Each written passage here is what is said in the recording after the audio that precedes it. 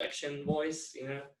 Okay, so I've already got it recording. So if you all want to try and start this, Sure.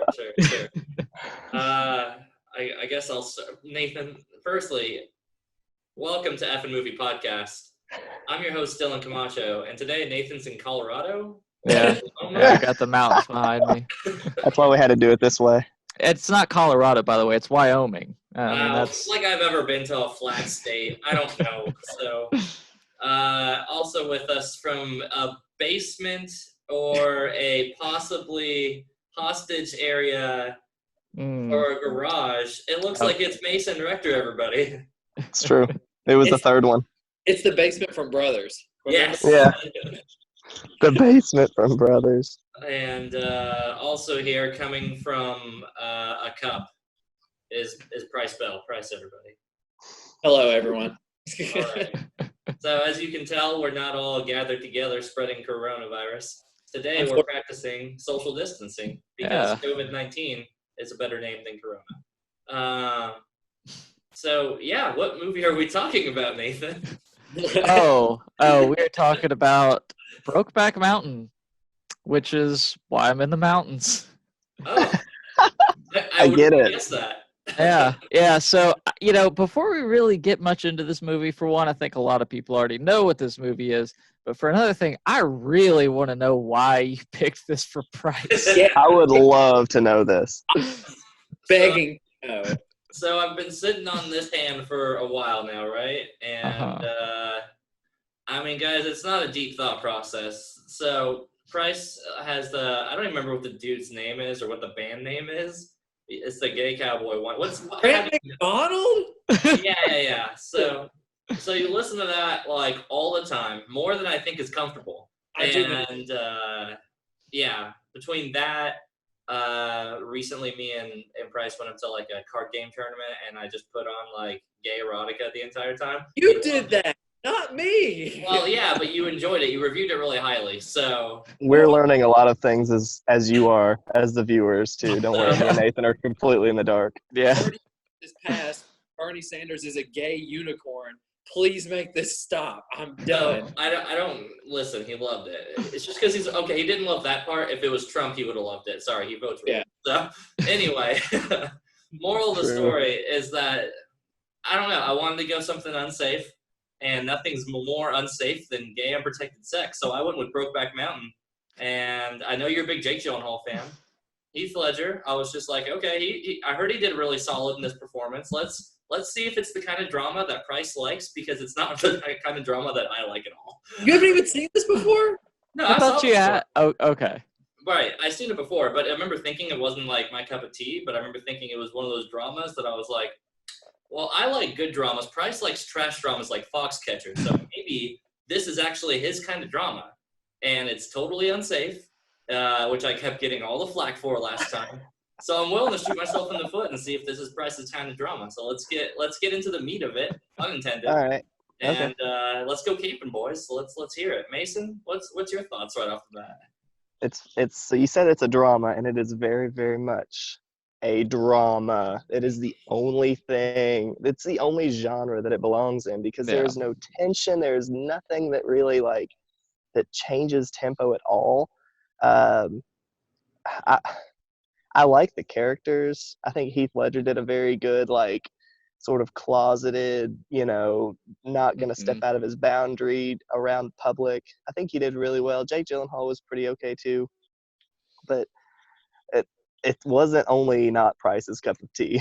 It wasn't my cup of tea either. Yeah, the girls watched it with me as well. They did not care for that movie. Yeah. So far, every time it's been a movie that we haven't enjoyed, that's the time that they've decided to watch it along with me. They have the worst choices for that, right? Like they just Do me a favor. Whenever I suggest your movie, Nathan, in a couple weeks, just don't watch it with him. That's a bad trend. I'm gonna get my biggest critique out right now. This movie is just boring as hell. It's just boring. There is nothing to it. It is way too long, and it goes on entirely too long. I was texting Mason during it, and he was like, "Trust me, it's gets halfway over. You think it's done, but it's not." Yeah. Yeah, and I definitely felt that. Everything about it was boring. Like I didn't even think the actors to me didn't do anything too outstanding, honestly. Like Heath Ledger I thought did okay. Jake Gyllenhaal I thought was like a little like there at the beginning because he's more the outgoing one, like, hey, this is what the kind of lifestyle you can have. And everything else about it, like I was just bored throughout the movie. Just very bored. So I agree with like 95% of that, but like the last 30 or 40 minutes, I felt like the tempo and pace actually kind of was like, because it finally felt like it was reaching its closure. Once Jake died. Yeah, like after they killed Jake off, like honestly, the movie does start to pick up there a little bit. There's moments when they're doing like the family stuff that I'm like, you didn't need to go this far in, like. I wanted to bring up the dinner table scene for Price. That was my favorite. Yeah. That part of the movie. Like, but again, how do you get the biggest drama? Dinner table. That's when it happens every time. Brothers taught us that, guys. Brothers taught us that. Yeah. You know what? Keep kicking it. That's fine. It's still a dead horse. Don't worry about it. So, no, yeah. I just remember thinking, the dinner table scene was super sweet. It sticks out because the rest of this movie is not super sweet. But this does confirm what I've always thought about camping trips. I'm not a big camping guy, but I just, that sex is going to happen? Nothing against the gay community, but this is what I always imagined when a bunch of dudes are like, yeah, we're going to go camping for like a week. And I'm like, fucking why? Like, and Nathan, I know you're a hiker, so maybe this isn't like, I don't know, you tell me. Like, you usually hike with a bunch of girls, though, so maybe that's just like totally different context. Or it's allowed, like, yeah. But I don't know, like the whole camping premise and all that stuff leading in the movie, it does just drag. I remember thinking, like, I really wish I was watching Homeward Bound right now because they kind of did the same thing with dogs, and it was way better. I'd rather watch Into the Wild with like Amelia Hirsch or whatever his name is. I hate that movie too. Ugh. Can I just watch what's the Liam Neeson movie where he fights The Gray. The Gray, yeah. Oh. Like, he chases wolves. Yeah. So the acting isn't like above and beyond. There's a couple moments where it really sells me, like whenever Heath Ledger's character finds out that Jake Gyllenhaal has just died, and they show just a clip of like Jake getting like just beat to death or whatever. That was probably my favorite scene because like you didn't know if that actually happened or it left this much to your own imagination. Right. And, like, sort of let you say, well, did he get beat to death or was it really a random hubcap tire exploding? Like, you know. So I feel like I'm with you. I mean, was that not Jake in that scene? Yeah, but he or was this supposed to be that he was imagining that's what happened? Right, like it was like this is what came to mind whenever she was bringing that up. So same thing that happened to that guy in Heath Ledger's hometown. Story. Kind of imagining that that's what. Mm-hmm. Yeah, so I like that little dynamic. It's the first part where I felt like the stakes of the drama actually kind of settled in with it. So I thought that part excelled, but. Yeah, there's just a lot of boring in this movie. I'm here with you guys. Like, there was nothing. It's like that Family Guy clip where, like, Peter just goes, like, there's no conflict in this movie. Like, there's That's not true. There is conflict. Argue, there's conflict. Jake Gyllenhaal wants to be a long-term or just yay. And Heath is like, nah, man, I'm busy making 16 kids. Like every scene he had a new kid. And I remember thinking, like, what the fuck? Yeah. It kind of puts you into the stance of like the wives too. Like one of the wives really knew and was like, I'm from Texas. I think Heath was the one from Texas, but I can't remember. Anyways, no, was it Wyoming? Yeah. Okay. So Heath was in Wyoming. Yeah. So you know, she was just kind of rolling with the punches. Like, I'm gonna play my part, do the wife thing, no matter what happens. So you kind of felt for her character too. Also. Anne Hathaway, and is it Michelle Williams? Is that the one? I don't know if that's the wife. Michelle Williams? I don't know. Anyways, the two wives were actually really good too, but you didn't see much of Anne Hathaway. No, but it's good enough. Heath Ledger's wife, whenever she saw the two of them making out that first time, the look on her face was incredible. Like, that was such the perfect look of like, what the fuck is happening? Yeah, I did not sign up for that. Yeah. And like I know story-wise that needed to happen, but how impatient are you that you would be so risky as to just start making out with each other right in plain view of your front door? I Yeah. blame, I blame Jake Gyllenhaal for that. That guy didn't wait for any moment whenever they're in person to start hooking up. Like, Yeah, he probably wanted them to be seen. right. He's just like, let's ruin this thing and let's just get this ball rolling. But I think this movie is interesting to look back on and review, where, back whenever it came out, this is like considered a pretty racy movie to be mainstream and be getting these actors and stuff like that. But now, like 14, 12, 10, I don't know, 2006, I think. So 2004 or 2005, I think. Yeah. Yeah. So like 15 plus years later, this movie, like, I think the raciness is what kind of carries a lot of the interest in this movie. But now we're just like, okay, so they're two gay guys. Yeah.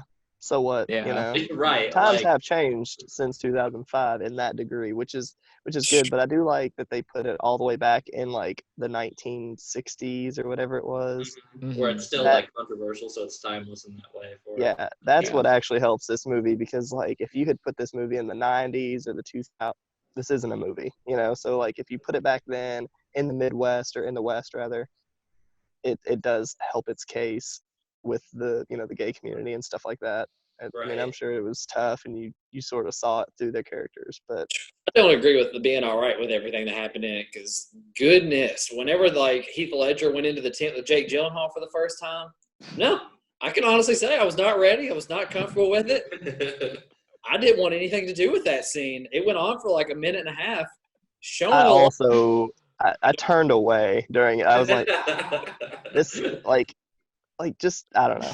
It really actually made me pretty uncomfortable, and I don't consider myself homophobic at all. So I honestly think that's a little bit of a credit to the movie, that it still be because that's like this movie this is a drama, but it doesn't have a lot of like drama moments where you feel like you're like, oh shit, like, or oh shit, like, Yeah. So I think that part, it's like, oh shit. Right. Plus, I have to point out, Jake Gyllenhaal hung dong in this movie for like a split frame while they're leaping off. Oh, I didn't even see that. Yeah, he hung dong, and that means Dylan will give it at least an 8. I refuse. Listen, if they're willing to put in the work for it, he ate dong and butt in this movie. So a lot of butt. A lot of butt. Whole lot of butt. Anyway, I just wanted to point that out, because we always have to when a character hangs on this one. Yeah, nudity is big for us, especially if it's male nudity for some odd reason. Right. Well, I mean, Anne Hathaway like brings her topless. Yeah. Like good That's for true. her. Whatever. Good for her. Yeah. But yeah, I mean, Jake Gyllenhaal hung dong for a little bit on this film. I think that's the real takeaway we take from here. Yeah. I mean, otherwise, I don't really have a whole lot to talk about. Again, this movie's pretty flat in the country camping, and like I don't like camping in real life, so like Hollywood camping is not making this any better. Boring. You know what? This is gonna sound really dumb. At the very beginning, I wanted more sheep. Like they had 1,000+ sheep that they had to take care of, and you saw the sheep maybe twice, and they were supposed to be this huge responsibility of like keeping them alive and all this stuff. Didn't see enough sheep. Not enough sheep. I forgot that there were sheep at some points at the beginning. So I don't know. I just want to point that out. It's like, don't they have a job to do, and they're just cooking beans and like doing this much small talk? Because I don't know. I thought that was weird. Because Heath Ledger's character in the beginning hardly spoke a word, whereas Jake was thirsty the whole time, immediately. Like from the moment he saw him. Yeah. Jake Gyllenhaal from the beginning was like, let's get this power bottom like machine rolling, guys. Like, this is a well-oiled machine. Let's do it. No, there was no oil. It was dry as the movie was. The movie was excellent. Well, I mean, Heath Ledger did spit in his palm during the beginning of that scene. Well, that's true. He did do that. Can we over with, please? Just Well, all right. I'm glad you caught it. I think we should transition then into our fat, thick, or perfectly thin. It doesn't matter. It's fat. Everybody. Fat. Oh yeah, it's so fat. This is a fat movie. This is a fat cop movie. That's what we heard, everybody. It's obese. Let's get to scores because it's fat. It's fat, so fat. We can get over that. Yeah. Nathan, do you want to start us off, and then we'll just go down the Brady Bunch pyramid over here? Sure. I don't know what kind of format you guys are in, but it's in a perfectly like rectangle for me. Yeah. Same. So this movie, though it might have done some unexpected stuff, it didn't keep my attention very well. I found so many logical flaws in like what was happening that I can't really think of at the moment, but I know as I was going through watching it, I kept pointing out and being like, this is ridiculous. Like, why is this even happening? I don't understand how this won any awards, but apparently it won quite a few. Really? It was record breaking. Oh, Yeah. Yeah, and I think it is just because of the subject matter at the time. Like, I really think that's what carried this to being a well-known film, because this is just like a Lifetime movie or one of those made for TV, except obviously they wouldn't make this for TV, but that kind of feel is what this was. And it's totally forgettable, not interesting, never will watch it again. This thing's like a 3.5 for me. Yeah. It real quick, it won 3 Oscars: Best Director, Best Adapted Screenplay, Best Score. It was nominated for Best Picture, and Little Oil of the Cast got nominations as well. Best cinematography, I would almost give them that because the shots are pretty good. I think it's just because they filmed on location. I think like that's the biggest takeaway is that like the shots were pretty. So. They didn't have to work with anything. Like they didn't have to do like a good shot. They could just like put the camera in their butt and get a really good shot of. Didn't they do that at one point? I don't care. We're live. Close the door. Hannah. Can I go next? Yeah, Sure. Go ahead. So this movie is one of those that like I'm actually really glad that I watched, because it is one of those like The Green Mile, The Departed, it's one of those milestone kind of movies that everyone has talked about at some point, and you just if you've never seen it, you kind of feel out of the loop.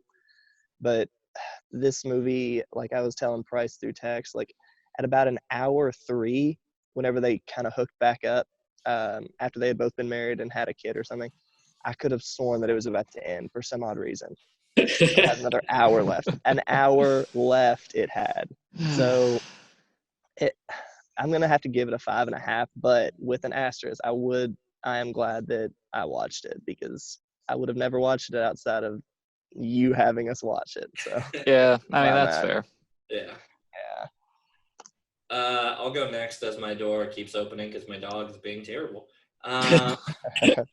Yeah, so I'm gonna give this movie. You give it a 5.5, Mace. Yeah, I would like to give it more of a benefit of the doubt, but I'll say that's fair. Like, it's a movie I'm not gonna go back to watching. It's a movie that is overall boring, but that's honestly my biggest con with it. The performances are all at least decent to passable, to sometimes good, depending on the moment. It has a couple moments that are entertaining. The drama is uncomfortable when it's uncomfortable, and I did like that it hit those stakes. I wish they did it a lot more, and that's why the score is going to be so low. But I think a 5.5 is totally fair for this. It's just it has all the bad parts of just me not ever wanting to watch it again, but it's also not bad enough for me to give it lower. It wasn't. I don't think I could talk shit about this movie in like 5 years, because it is very old and it had a great cast. There was a lot of things that it did, it's just not for me. It's not for. Yeah. I'll tell you right now, it probably drops lower if it doesn't have that dinner table scene where you just so true. Sit the fuck down. Like I'm like, all right, that's the most enjoyable part of this movie, and I'm gonna at least give you that 0.5 to keep. And Anne Hathaway's like, whew. Yeah. And then the kids just starts eating dinner right around that time too, and I was just like, all right. Yeah. I did have a small laugh with Heath Ledger having 12 kids every other new scene. Like something about that just kept cracking me up. So it's just like, all right. Well, I think it was just his 2 daughters aging, but every single time they had a new actor or actress in to be his kids growing up. Yeah, and in the end, it's like Kate Mara is the daughter. I was just like, like I forgot about her. I actually was gonna text you guys. That's insane. I could have. She aged quick. Which I think you watched. What's that? Maybe. The Boys. that superhero show on Amazon. Oh, She's yeah. in- Oh, okay. Kate Mara? I don't know, whoever his daughter is at the end. Yeah. I don't think Yeah. Kate Mara's in that. Well, Anyways. either ways, we're not here to talk about The Boys. Well, Yeah. kind of talk about The Boys, but not really in the same context. Price, take this country road back home to Wyoming. Right? What's the Oh, score? I'm taking it way down into the dirt because I hated this movie. I don't know why you picked it for me, which I'm going to berate you here in a second again for it, but It is what it is. it was terrible. Like, okay, I can see how you didn't even make the connection, which I'm very surprised because, like, it's kind of similar to Foxcatcher in the way that it does its drama. I said that at the beginning. I said that the drama felt like that. Did say that. I'll point my finger at you. Yeah, But- because your audio cuts right out. Your phone is terrible, but go on. I don't care. I can put my headset on, but No, it's way too late for that. So I hated this movie. It was boring. I didn't feel like there was any stakes. None of the performances really did anything for me. The music was god awful. It just used that country guitar the whole time. And anytime like something kind of sweet would happen, like it would play that same riff. Every dang time it used that same riff. So at that, what else did I hate? There's nothing redeemable about this movie. I very much did not enjoy it. And the only reason I'm kind of giving it a little bit of a score is because I think the dinner table scene was earned, even though that wasn't a major scene in the movie. So I'm going 2.5 on it. I did not like this movie, but it doesn't reach the lows of Excalibur and Rebo. So Oh, Don't worry, Nathan. You're still okay. I still stand on my throne. it's still way too a lot. It is way too long. You could cut out like an hour of this movie, and I would still say you need to keep going. It needs to be cut. So what if we just had the sex scene? Like, All 4 of them. to get this next 3. all right, the sex scene plus the dinner table, just totally out of context. Like, I'm gonna It's just a short. set this as a precedent because even if I gave this movie a 10, if I for some reason just loved it, was enamored with it, I wouldn't give my pick to Dylan at the end of this because like the rationale for picking this movie for me makes no sense. Nope. Zero. all right, so this is where I'll put a big asterisk on this whole competition, and this is why I have to pick stupid shit. Hannah, close that door, please. So here's the thing. You guys, I don't care. Close the door, Hannah. Oh well. So Jesus God. All right. So here's the thing. No matter what, I'm gonna get pigeonholed into a bad movie with this stuff because you guys kept changing. You especially, Price, kept changing the rules every single time for this guy. I won't pick it if it doesn't do blank. I won't pick this because the reasoning doesn't make sense. You just said, and I quote on screen, I wouldn't pick this if I gave this a 10 because your reasoning wasn't good. Fuck that. I don't like your competition options for it, and that's why you got trashed. So, It's my pick, and I'm saying like you need to have a good reason to pick it for me, and it needs to be a good movie that I enjoy. So it has to hit these 2 benchmarks. You hit neither. Neither. I'm glad I didn't, Price. Welcome to every movie you give me with that one. All right. Yeah. So, all right. This next movie, on the other hand, we'll go into that discussion a little bit more. Hey, real quick, Price, what did you give it? Because I think your audio may have cut out whenever. I'll put my headset on for the next one, but 2.5. That's fine. 2.5. Got it. Yeah. All right. 2.5.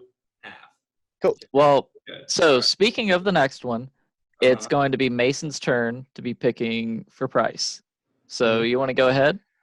Yeah, the movie that I'm going to pick for Price is called Train to Busan. It's a Korean zombie movie. It's kind of got that Parasite language. Doesn't have anything else from Parasite. It's just but Korean. That's all. It's just Korean. There's no connection to Parasite. Let's toss a half-court shot and let's just see if it goes in. Who knows? So that's my pick for him. And I'll get into why I picked it in the next video. Okay, sounds good. All right. I think we'll call this a wrap for today then, guys. Dylan, You got sign us off. Okay, that's our show. Bye. He said. All right. Bye.